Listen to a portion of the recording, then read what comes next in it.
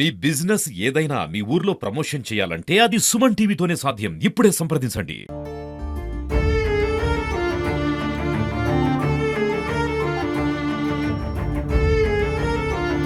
అత్యంత కన్నీటి విషాదం మధ్య తన భర్త బంటి అంత్యక్రియలు నిర్వహించిన అనంతరం వారి స్వగ్రామంలో తిరిగి వారు బంటి భార్గవి ఏదైతే కాపురం చేశారో ఆ ఇంటికైతే వాళ్ళు వచ్చేశారు సూర్యాపేటలో. ప్రస్తుతం ఆ ఇంట్లోకి వస్తూనే కన్నింటి పర్యంతమవుతుంది భార్గవి.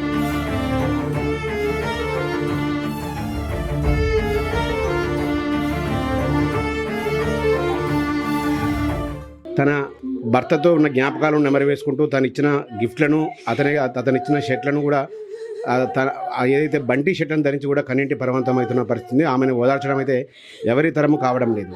సో భార్గవితో మాట్లాడదాం. చెప్పమ్మ భార్గవి, చివరిసారిగా ఏం మాట్లాడాడు మీతో? నేను నీకు అన్నం తినిపించిన నాన్న పోయేటప్పుడు నాకు చెప్పకుండా ఎందుకు పోయినావు? మంచిగా అన్నం తిన్నావు, నేను తినిపిస్తే నాకు చెప్పకుండా ఎందుకు పోయినావు నాన్న? ఎప్పుడైనా చెప్పే పోతావు బయటికి. నేను గిడికి పోతున్నా అని కూడా చెప్పలేవు. గాడికి పోతున్నా అంటే నేను వచ్చేదాన్ని, లేట్ అవుతుంది నేను వచ్చేదాన్ని. నువ్వు ఏడున్నావో కూడా చెప్పలే నాకు.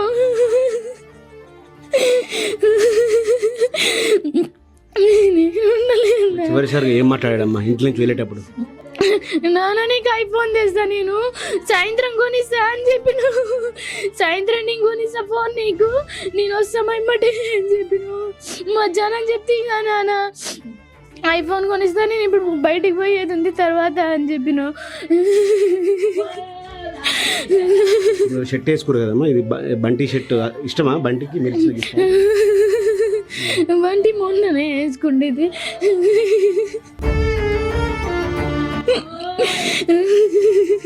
మీ ఫోటో ఫ్రేమ్ మీరు ఇచ్చారు? ఈ గిఫ్ట్ నేనే ఇచ్చిన నాన్న నీకు.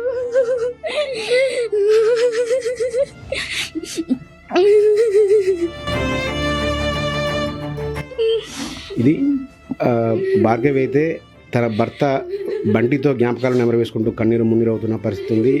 చివరిసారిగా ఐఫోన్ కొనిస్తా అని, ఈ సాయంత్రం వరకు ఐఫోన్ కొనిస్తా అని చెప్పిన తన భర్త ఇక తిరిగి రాని లోకాలకు వెళ్తాడని ఈమెయితే ఊహించలేదు.